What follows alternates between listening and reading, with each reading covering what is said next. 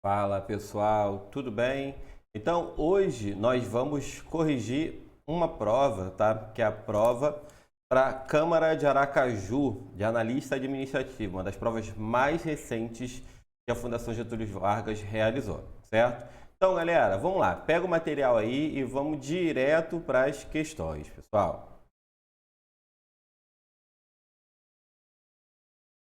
Então, olha só, primeira questão, questãozinha de planilha, tá? Vamos lá, ó. Considere uma planilha do Microsoft Excel, onde a fórmula digitada na célula B1 é, tá? Então, aqui a gente tem uma função C.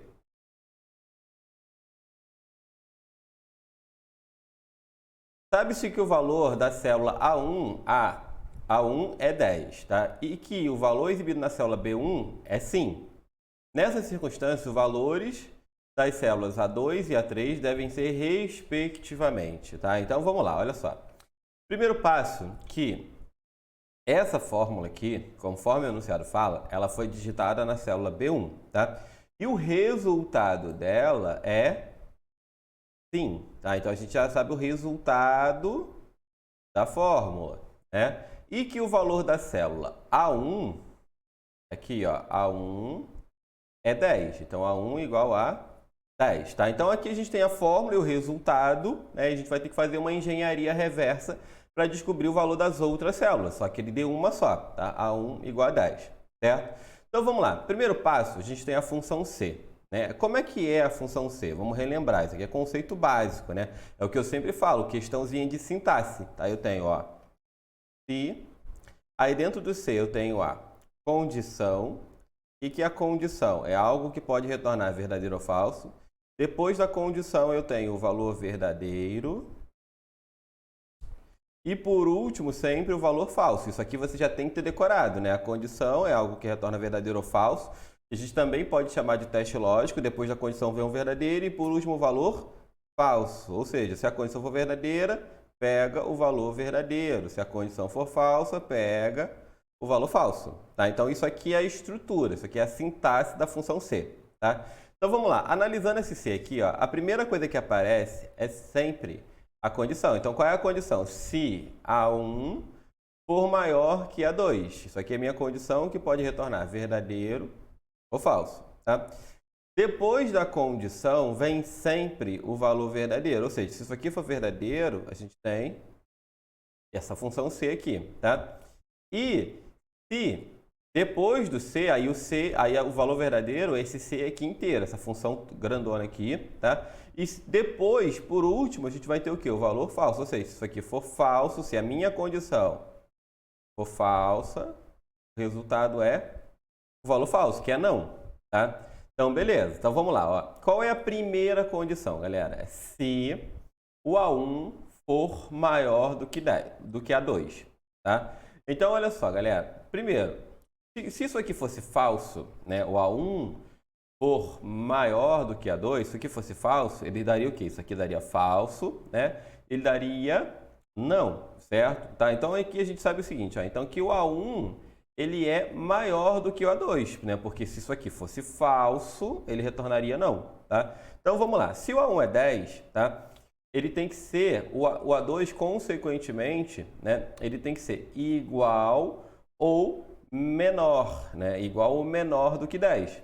Tá? Então, aí a gente poderia, olha só, então, na letra A aqui, então, ó, A2, vamos pensar assim, ó, A2, ele é menor que 10, tá? Ou A2 é igual a 10. Tem essas duas situações, tá? Então, olha só. Batendo por aí, né? E batendo por essa situação, ó, na letra D, ele fala que o A1, né? Que o A2 é 11. Tá? Então, ó, o 11 não é nem igual nem maior que 10, nem menor do que 10. Então, aqui eu posso eliminar a letra D. Tá? Na letra E, tá a mesma coisa. Então, posso eliminar. Certo? Tá? Então, beleza. Então, é aquilo, questãozinha de investigação, né? Então, a gente vai, a condição deu verdadeiro, certo? Ela tem que vir aqui para o valor verdadeiro, que é esse segundo C. Tá? Então, aí a gente vai começar de novo. Ó. Abrir o C, a primeira coisa que aparece é a condição, que é algo que pode retornar verdadeiro ou falso. Depois da condição vem o verdadeiro e por último vem o falso. Se a condição for verdadeira, a gente pega o valor verdadeiro e se a condição for falsa, a gente pega o valor falso, tá? Qual é a segunda condição, galera? Olha só, aí detalhe, como nós já sabemos que o resultado desse C é sim, eu já sei que essa condição aqui ela tem que dar verdadeiro, tá? Por quê? Porque eu tenho que, a minha resposta tem que dar aqui, sim, tá? Então qual é a condição? Se o A2 for maior do que o A3, tá? Se o A2 for maior do que o A3, certo? Então, olha só, galera. O A2, para ele ser maior do que o A3, tá? Então, eles não podem ser iguais, não é isso? Na letra A, ele botou que os dois são zero, tá? Então, isso aqui, ó. Ah, se fosse A2 é zero e A3 é zero, seria zero é maior que zero? Isso daria o quê? Falso. Eu cairia aqui no não, tá? Então, elimina a letra A, tá? Ah, na letra B, ok, seria porque se o A2 for 9 e o A3 for 8, né, ele daria, ó, 9 é maior do que 8? Sim, é isso, verdadeiro daria sim. Então, vai marcar a resposta aqui, tá? Ah, Paula, outra possibilidade? Não, não tem nenhuma outra possibilidade, porque olha só, na letra C, a gente teria aqui, ó, 10 e 10, né? Então seria, A2 é 10, A3 é 10, 10 é maior que 10? Daria falso, cairia aqui no não. Então, elimina também a letra C. O gabarito da questão, letra B. Tá? É uma questão, né, da FGV um pouquinho diferente do que a gente está acostumado, né? Porque eu tenho que descobrir valores dentro da forma, valores possíveis, né? Por exemplo, se o A2 fosse 7 e o A3 fosse 5, daria o resultado mesmo, tá? Só que aí a gente tem que trabalhar com as alternativas, tá? Como é que você vai chegar aí, galera? Você vai ter que resolver a função passo a passo, né? Resolver a função passo a passo é um trabalhinho investigativo. Na verdade, o que a gente fez aqui foi uma engenharia reversa da função para chegar no resultado dela, tá? Então, o gabarito dessa questão na letra B, ok? Vamos lá, vamos para a próxima questão, galera. Olha só, o que essa questão fala para a gente, ó. Mateus trabalha numa planilha do Excel 2010 em português, que será preenchida por outras pessoas do seu departamento. Nessa planilha, a coluna K armazena um código cujos valores podem ser somente, aí botou aqui, ó, 111, 102, 201, 203 e 204. Para garantir que essa coluna seja preenchida corretamente, Mateus pode, por meio da guia dados, utilizar o recurso, tá? Então é o seguinte, galera, olha só. Quando a gente quer determinar quais são os valores que serão preenchidos numa célula ou num conjunto de células, a gente vai ter que usar a validação de dados, tá? Vamos ter que usar a validação de dados. Deixa eu abrir o Excel aqui, vou te mostrar como é que isso funciona. Então aqui, galera, eu criei aqui uma planilha em branco, tá? Vamos dizer, no caso a questão ela fala coluna K, né? Vamos dizer que eu vou botar aqui coluna B só para visualmente vocês conseguirem visualizar melhor. Olha só. Eu posso, né, na guia dados, eu tenho aqui, ó, a validação de dados, ok? Esse íconezinho aqui, tá? Eu vou entrar na validação de dados, tá? Primeiro o seguinte, ó, qualquer valor? Não, eu posso determinar o tipo de dado, ok? Tipo assim, eu vou preencher somente com números inteiros, ok? Tá? Aí você pode definir o mínimo, o máximo, números decimais, uma lista, uma data, né? Um comprimento de texto, por exemplo, eu quero somente um texto até 10 caracteres, por exemplo, tá? E aí, o mais comum, né, nesse caso aí, o que ele usaria seria o quê? Seria uma lista, né? Por exemplo, ó, os valores que ele quer que apareçam, deixa eu olhar aqui, ó, valores que ele quer que apareça aqui, vou até preencher antes, ó, 111, 112, 201, 203 e 204, tá? Então, aqui, quando eu entro em validação de dados, isso aqui eu uso bastante no meu dia a dia. Eu vou dizer, ó, vai ser uma lista, tá? E aí eu digo onde é que está a minha lista. Então, um enterzinho aqui, dou ok, tá? Beleza? E aí o que aconteceu? Ó, agora, quando eu for preencher, repara que ele pede para eu escolher. Isso é a validação de dados, tá? Então, eu teria que usar, no caso, do jeito que ele falou aí, eu usaria essa questão da lista aqui. Eu colocaria a lista em outra planilha, né? Ou em alguma coluna dessa planilha aqui que não estivesse sendo usada. E normalmente depois a gente até oculta a planilha onde está os dados, né? Onde são as referências para essa lista, tá? Então, isso é a tal da validação de dados, que é o gabarito da nossa questão, tá? Uma outra informação importante, galera, que ele tem também aí para a prova, né, é a questão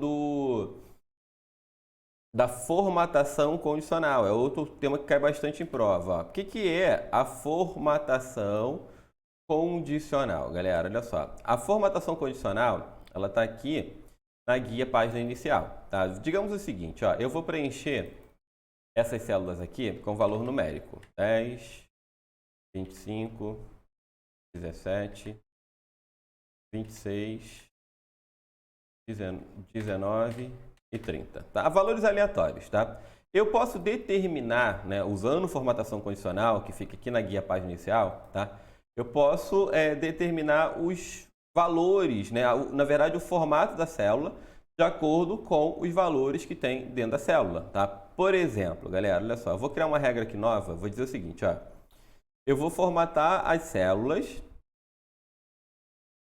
que contenham, né, um valor maior que 20, né? Aí eu vou escolher aqui a formatação. Por exemplo, eu vou escolher que eu vou botar a fonte em negrito, né? A fonte em negrito, e que o preenchimento dela vai ser vermelho, ou seja, só você botar uma cor mais suave, né? Vai ser amarelinha, tá? Então, todas as células que o valor for maior do que 20, né, desse intervalo selecionado, eles vão ficar o texto vai ficar em negrito, tá? E a cor da célula vai ser amarela, tá? Então, você vê que ele aplica automaticamente. Isso aqui é a formatação condicional. A outra opção que tem aí também que é importante você saiba para a prova. O que faz a formatação condicional? Ela formata, né, a célula de acordo com o valor que está preenchido dentro da célula.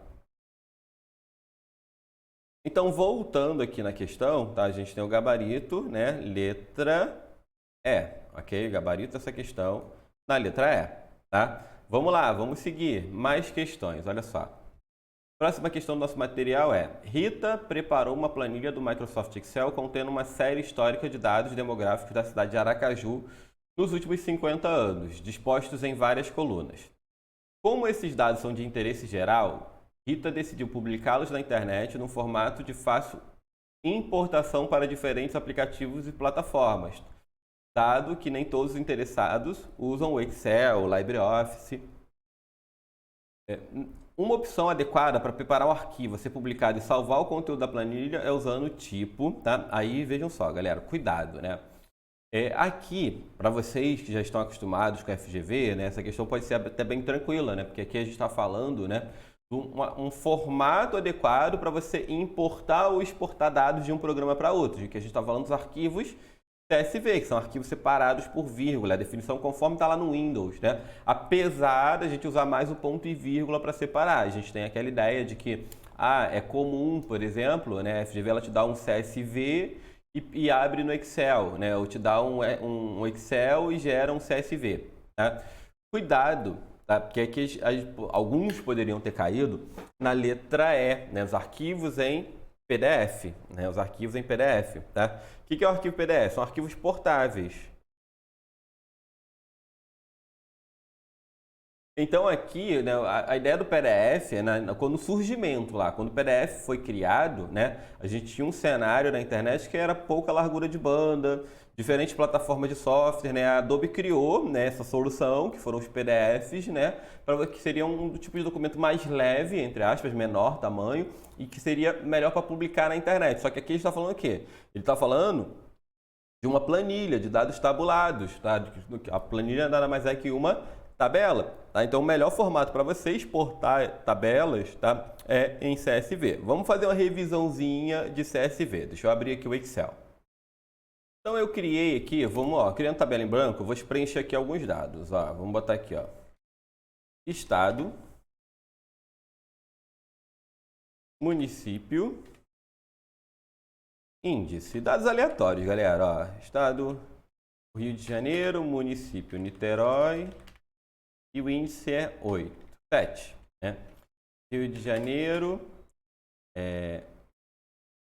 Rio de Janeiro, e o índice é 9, né? Vamos botar aqui Minas Gerais, Belo Horizonte, e o índice é 6, por exemplo. tá? Ok. Isso aqui é uma tabela, né? Agora eu vou lá no salvar como, eu pressiono F12, eu vou escolher, eu vou salvá-lo, né? Repara aqui, ó, como é que tá escrito, é um arquivo separado por vírgula, né? Um CSV, tá? E eu vou colocar um nome nele, vou colocar aqui, ó. Teste CSV, tá? Então, beleza, salvei lá, tá? Então ele fala que o tipo de arquivo não suporta pastas de trabalho que contém várias planilhas, ok?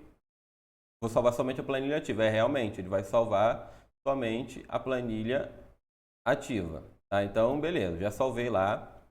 Agora eu vou lá na minha área de trabalho pegar o arquivo.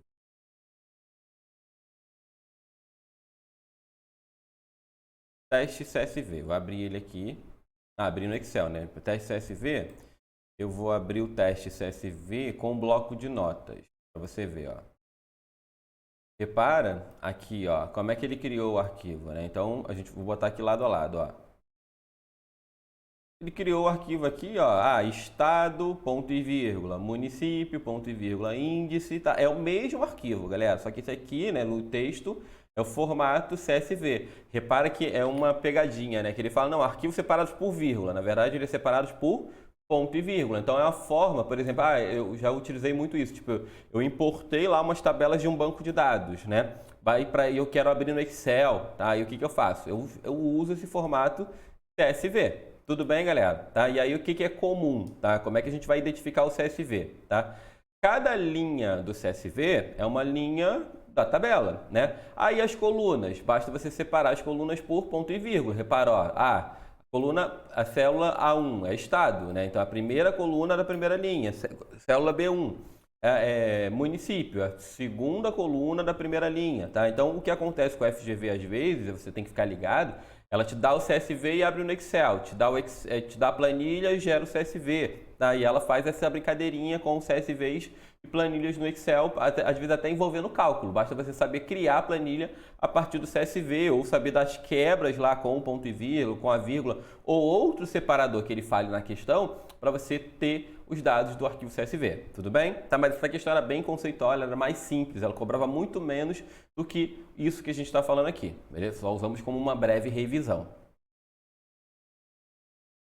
Agora, voltando lá, né, para nossas questões, vamos na próxima. Ó.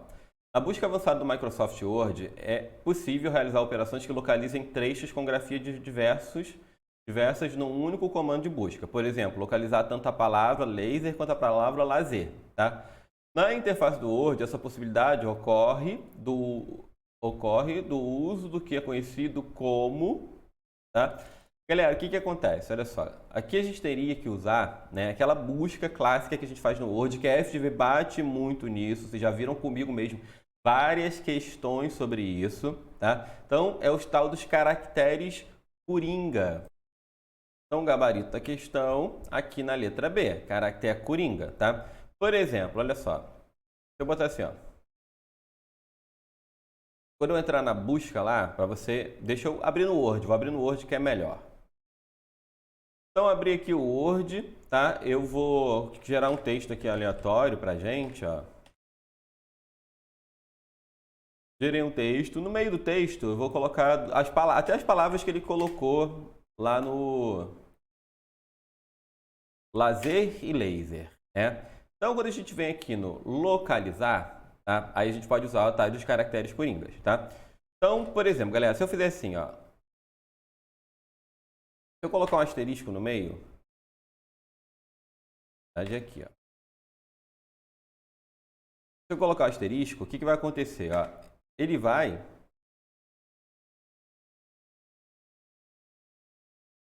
Eu tenho que entrar aqui na localização avançada, né? Aí se eu botar aqui, ó, o que que vai acontecer, galera?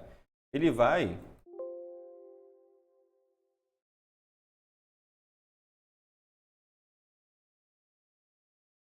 Tem que marcar, né, até a resposta que ele quer é isso aqui, ó, usar caractere coringa, né? Usar o caractere coringa, tá? E aí o caractere coringa é o asterisco, ok? Tá? Então eu vou localizar, ó.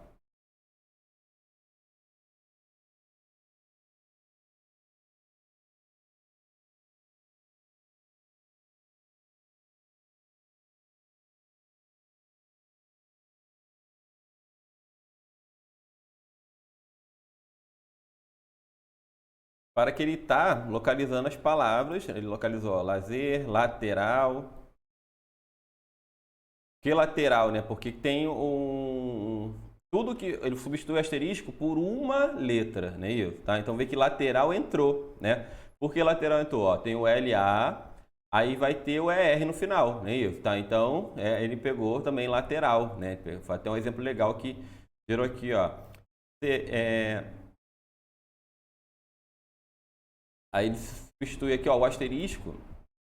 Vamos ver que ele utilizou para substituir os caracteres, ok? Tá, então o gabarito da questão na letra B de bola. Agora vamos lá, ó. Próxima questão, galera. Ó. Marcos precisa ativar rapidamente o Bluetooth do seu computador por meio do Windows 10. Na tela configuração, Marcos deve abrir a configuração de... Então, primeiro passo, como é que eu vou abrir configurações? Eu vou usar o atalho Windows mais I, ok? Tá, então vamos abrir as configurações do Windows. Então, quando eu abro configurações, tá, galera? Olha só. Aí a gente tem aqui dispositivos, tá? Seria, né, para a gente localizar, aqui eu tenho a opção dos dispositivos em Bluetooth, certo? Tá? Em rede internet, que é o que talvez muitos tenham, digamos assim, muitos tenham confundido, vê que o Bluetooth, né? Por que o Bluetooth é uma rede de curta distância?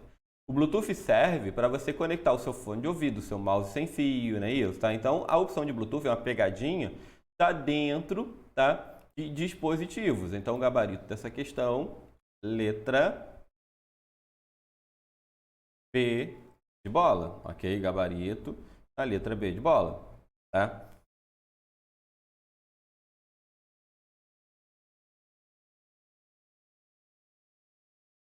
Vamos para a próxima questão, galera. Olha só. Carlos renovou uma foto em sua página da internet, mas o Google Chrome continua mostrando a imagem anterior quando essa página é aberta. Tá? Para evitar que a versão de alguma página seja exibida numa versão ultrapassada, Carlos deve abrir as configurações do Chrome e limpar. Tá? Vejam o seguinte, galera. Aqui, né, aí quando a gente vai naquela história de limpar, ele chama de limpar os dados de navegação. O histórico, os cookies, os arquivos, arquivos temporários, tá? E eu tenho uma das opções importantes que tem até no edital da Polícia Civil, tá? É limpar o cache do navegador. O que seria o cache do navegador, galera? Vamos relembrar, ó. O navegador, tá? Ele faz uma cópia, né, das páginas que você acessa mais, tá? Isso é o quê? Para ganhar desempenho. Tipo assim, eu digitei lá e ele já abriu a página, tá? Que aquela página ele tem uma cópia dela salva, que é uma cópia em cache, ok? Tá? Então, são as páginas. O que seria o cache do navegador? São os dados mais utilizados pelo usuário que ficam salvos no navegador, beleza? Tá? Então, aqui a gente tem a opção de cache, beleza? Tá? Então, vê que olha o cenário que ele conta pra gente, ó. Ele renovou a foto numa página, por exemplo, no Instagram dele. Só que quando ele abre aquela página, ele mostra a página antiga, porque ele fez uma cópia daquela página em cache, beleza? Tá? Ó, então aqui as configurações do site não, porque é no navegador, tá? O histórico é apenas a lista de sites e de arquivos que eu baixei, tá? Os cookies são aqueles arquivos que o site salva na máquina do usuário para guardar informações para o próprio site, normalmente armazenando preferências de navegação. E os dados de navegação aí é genérico, aí vai abranger o histórico, os cookies, os arquivos temporários, o cache do navegador, tá? Os dados de formulário.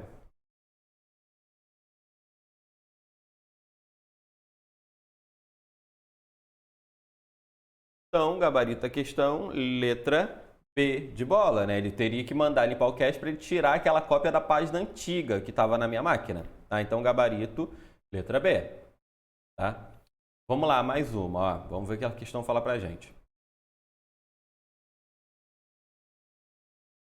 O tráfego de dados na internet é composto por uma grande diversidade de elementos, tais como textos, figuras, vídeos, mensagens de voz, arquivos de dados e documentos. Dependendo da atividade, itens sensíveis como senhas e informações bancárias também passam pelo meio físico de comunicação. Para evitar que o tráfego seja interceptado por estranhos, e torna mais segura a movimentação de dados, procedimentos de segurança baseiam-se principalmente, tá? E aí veja o seguinte, ó, ele fala que os dados vão passar por diversos meios físicos e eu corro o risco dos meus dados serem interceptados por terceiros. Aí o que eu tenho que fazer? Eu tenho que tornar, antes de enviar, eu tenho que tornar os dados ilegíveis de uma forma que somente quem receber aqueles dados consiga torná-los legíveis novamente, tá? A gente está falando da criptografia.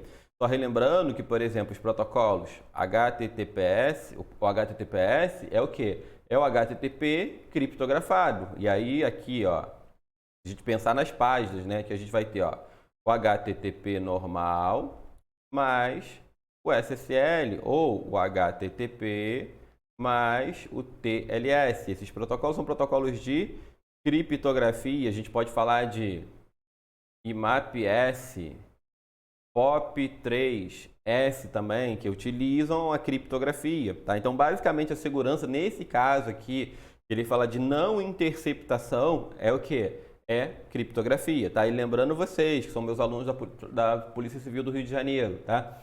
Ah, mas segurança da informação não cai no edital. Vejo muita gente falando isso. Muita gente fala, não cai segurança. Claro que cai, tá lá no edital, tá lá na parte de navegação segura. Inclusive está explícito, criptografia, tá? Então tem que ficar ligado nessa historinha aí, ok? Tá? Vamos lá. Última questão dessa lista. Vamos ver o que a questão fala pra gente, ó. No Windows, o nome de arquivo que contém caracteres inválidos e não seria aceito tá? Essa aqui é clássica, lembra? Ó, quando eu vou nomear ou renomear um arquivo, tá? Uma pasta também, tá? Existem alguns caracteres que a gente não pode usar. Quais são eles?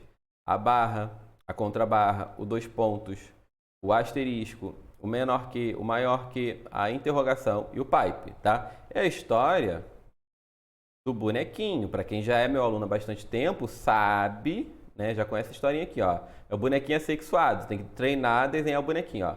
Não pode usar a interrogação, a barra, a contrabarra, o pipe, menor que, maior que, dois pontos, asterisco, faltou aqui, ó, a aspa dupla, não é isso? Tá? Então eu não posso usar nenhum desses caracteres. Então vamos lá, ó. Na letra A, amostra grátis. Cara, tem aqui um traço só. O traço você pode usar, então isso aqui está correto. Na letra B só tem número, mas ele aceita, né? Na letra C tem também traços, ele aceita. Na letra D tem aqui, ó, o asterisco no relatório. O preferido é sempre o asterisco da FGV. Não sei porquê, o cara gosta disso, né? Então gabarito essa questão, letra D de dado, ok? Tá? Então, galera, com isso nós resolvemos mais essa lista de questões, tá? Então, obrigado aí, tá? E na próxima a gente resolve uma lista maior, beleza? Beijo e até a próxima.